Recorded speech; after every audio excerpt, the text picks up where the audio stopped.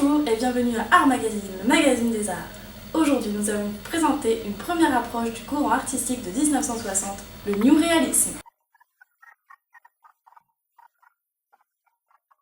Ce mouvement fut fondé par Pierre Restany, critique d'art, et Yves Klein, artiste plasticien. Ils seront rejoints par Armand, François Dufresne, Raymond Hins, Martial Reiss, Daniel Spoerry, Jean Tinguely et Jacques Villeglé. Ils signeront ensemble la déclaration constitutive du nouveau réalisme le 27 octobre 1960.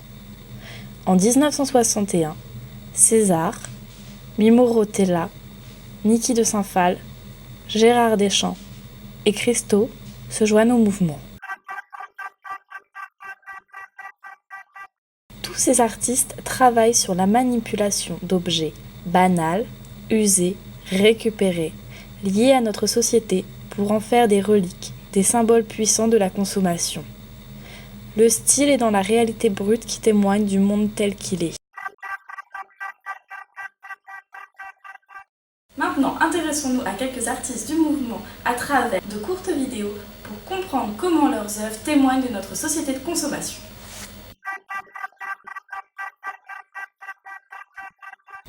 Yves Klein travaillera notamment autour des thématiques du vide, de l'invisible et de l'infini, en posant la question de l'illusion dans l'art.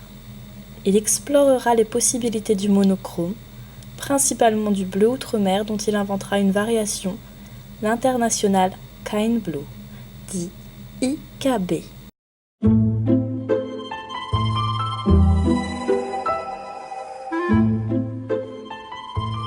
J'ai choisi cette peinture d'Yves Klein. Je l'aime, voilà, elle me plaît.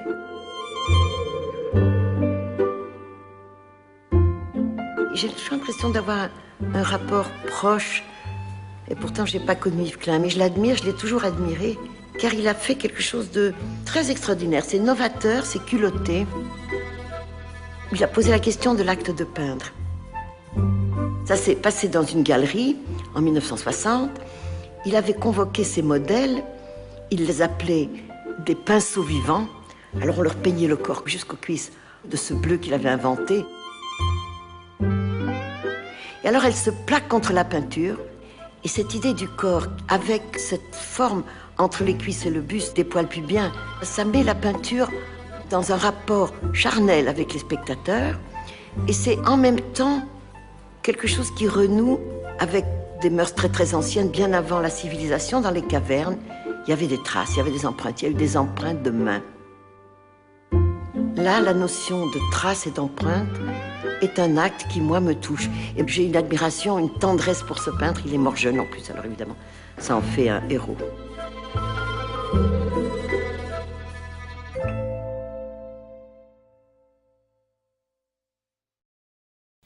Les premières œuvres picturales d'Armand, les cachets, sont réalisées à partir d'empreintes, d'objets ancrés jusqu'au jour où il prend conscience que l'objet lui-même peut être plus signifiant que son image.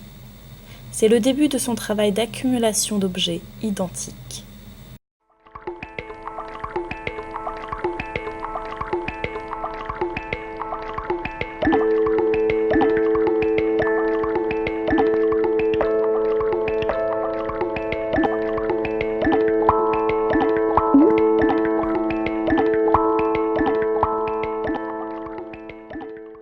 Donc des contenus de poubelle.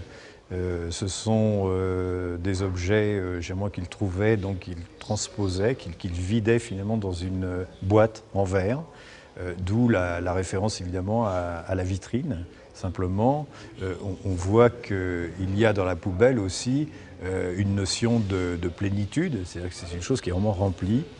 D'où l'idée aussi du plein qui germera et que Armand fera chez Risker à partir de 1960. Ce qui est absolument étonnant, c'est qu'il faut se replacer dans le contexte. fin des années 50, on est encore dans une période qui est une période charnière. On a quitté évidemment les années d'après-guerre qui sont encore des années de privation, de restrictions, de tickets de rationnement. Vous savez que ça dure presque jusqu'au début des années 50. Bon, donc les années 50, évidemment, on a quitté ça depuis quelques années. On entre à peine dans la société de consommation. Donc il a eu ce regard absolument prémonitoire finalement de ce qu'allait de l'expansion économique et consommatrice qui s'ouvrait devant lui.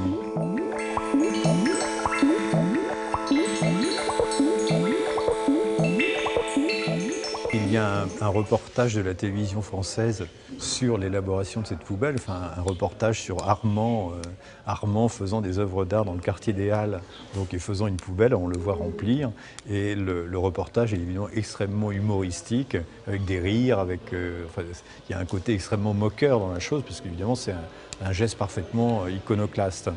Et c'est un geste d'autant plus courageux d'Armand que sa carrière commençait à décoller avec les œuvres précédentes qui étaient quand même plus classiques, qui étaient, disons, qui étaient de la peinture. Et c'est vrai que d'une certaine manière, la poubelle est quelque chose de beaucoup plus irrecevable et beaucoup plus provocateur pour le public.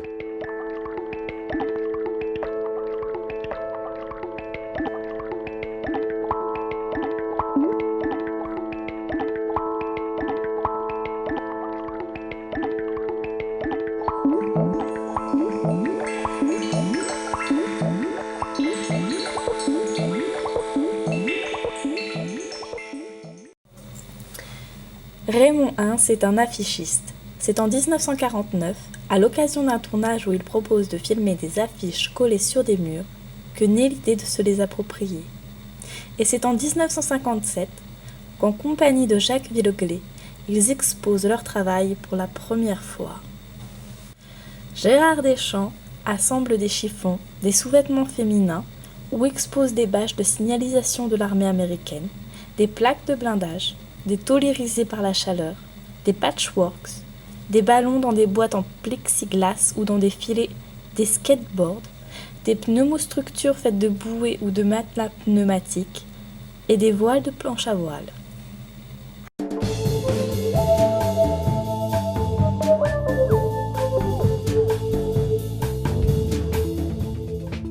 Gérard Deschamps et Raymond Ins se sont inspirés et influencés mutuellement.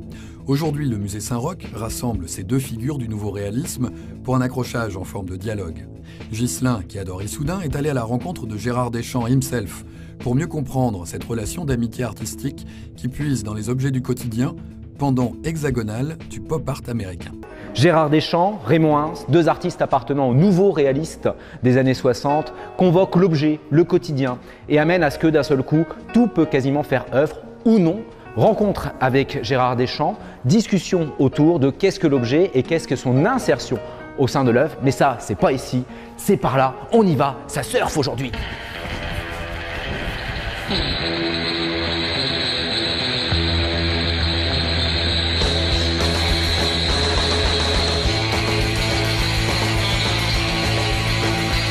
Dans les années 60, la culture populaire rentre de plein pied dans les beaux-arts. Andy Warhol aux États-Unis, Richard Hamilton en Angleterre. En France, ce seront les nouveaux réalistes. Ils décident de changer la perception du monde et de considérer que dans le monde se trouve la beauté suffisante à une œuvre d'art. Raymond Ins et Gérard Deschamps se rencontrent à cette occasion et vont alors nourrir une profonde amitié et de profonds échanges artistiques. Raymond Ins récupère la palissade, ayant servi à un accrochage publicitaire et de communication où chaque affiche a été retirée au fur et à mesure, sorte de palimpseste, refaisant un peu tableau. Gérard Deschamps, avec ses œuvres sans titre, nous convoque des histoires de peinture. Peut-être la question qui pourrait se poser, c'est celui justement de la plasticité de ces objets et comment ils retiennent d'un seul coup l'attention.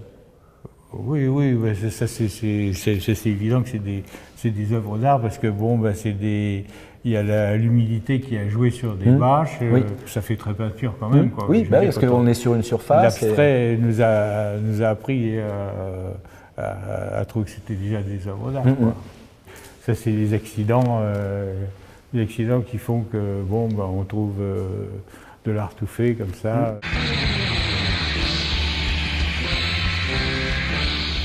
L'art est partout, et on peut le trouver en fait juste en changeant la perception qu'on a sur l'objet. Oui, c'était vraiment ce que pensait Raymond. Pour lui, le monde était un tableau. Et bon, en fin de compte, on n'expose pas tous les objets, c'est pas vrai. Si c'était vraiment tout, alors il y aurait plus d'art. L'art se confondrait vraiment avec la réalité. On arrive quand même à le faire exister parce que bon, on s'interroge sur le visuel, quoi. Cette série photographique de Gérard Deschamps, qui ouvre réellement son exposition, témoigne du regard qu'il pose sur la réalité. Celle d'un seul coup d'un objet qui serait presque dans l'étalage des magasins, déjà œuvre d'art. La prise photographique ne lui sert simplement qu'à faire témoignage de ces objets populaires aux couleurs très flashy.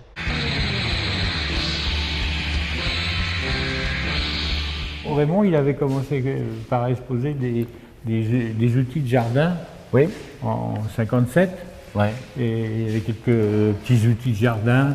Et alors il dit que c'était pour débrouiller les portes de la perception, débroussailler les portes de la perception qui n'étaient pas forcément celles du percepteur.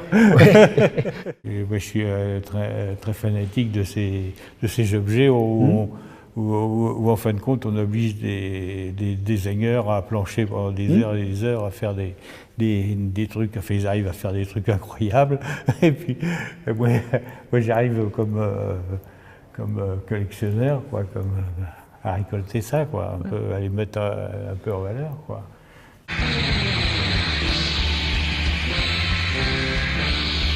En 1970, Raymond Ins réalise cette œuvre qu'il offre à Gérard Deschamps. Cela s'intitule Jour de l'an. Le jour est indiqué sur le papier, de l'an est indiqué simplement au crayon. Ce qui est intéressant, c'est qu'il s'agit d'une affiche qui a été en fait récupérée sur un mur, les affiches précédentes y étant encore collées. Et c'est là où on comprend le geste artistique de Gérard Deschamps ou encore de Raymond Ins. Celui tout simplement non pas d'avoir un geste créateur de donner forme, mais d'extraire la forme de la réalité. Et c'est bien là où les nouveaux réalistes sont encore d'actualité. Celui où d'un seul coup, un objet convoqué dans le monde de l'art réinterroge à la fois l'art, mais aussi la société qui l'a créé et évidemment le spectateur qui l'observe.